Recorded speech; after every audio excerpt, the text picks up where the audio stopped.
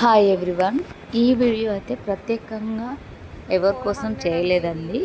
Only కొంతమంది clients కోసమే చేశాను.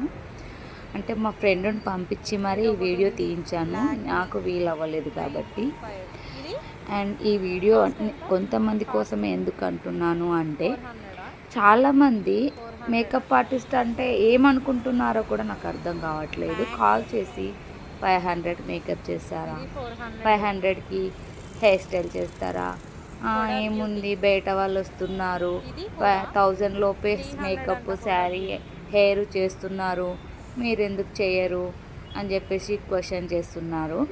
బయట వాళ్ళు ఎవరు ఎలా చేస్తున్నారు అనేది మాకు అనవసరం అండి. ఎందుకంటే మేము ప్రొఫెషనల్గా మేకప్ నేర్చుకొని లక్షలు పెట్టి ప్రోడక్ట్ కొంటున్నాము. అండ్ మీరు అడిగే ఇంత తక్కువ కాస్ట్కి మేమైతే చేయలేము.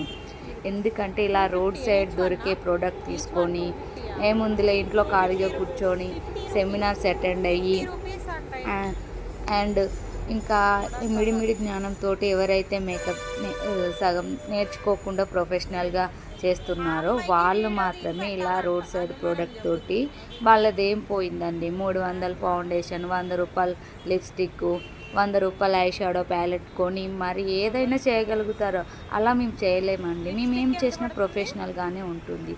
ఎంత సర్టిఫైడ్ మేకప్ ఆర్టిస్ట్ అయినా ప్రొఫెషనల్గా చేస్తారు.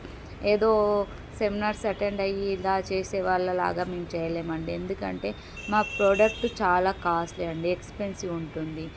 మేమైతే ఎంత కాస్ట్ పెట్టుకుంటామో మాకు మాత్రమే తెలుసు. ఒక్క ఫౌండేషన్ 5000, 4000, 3000 ఇలా వేలల్లో ఉంటుంది మా ప్రోడక్ట్.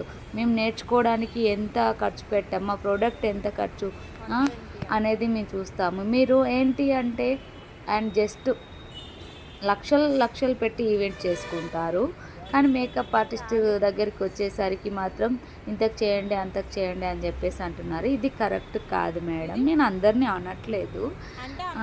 ఎందుకు అంటే మీరు ఎంత లక్షలు పెట్టి ఈవెంట్ చేసుకున్నా అండ్ మీ లుక్ అనేది సరిగ్గా లేకపోతే ఏంటి యూస్ చెప్పండి, మీరే చెప్పండి.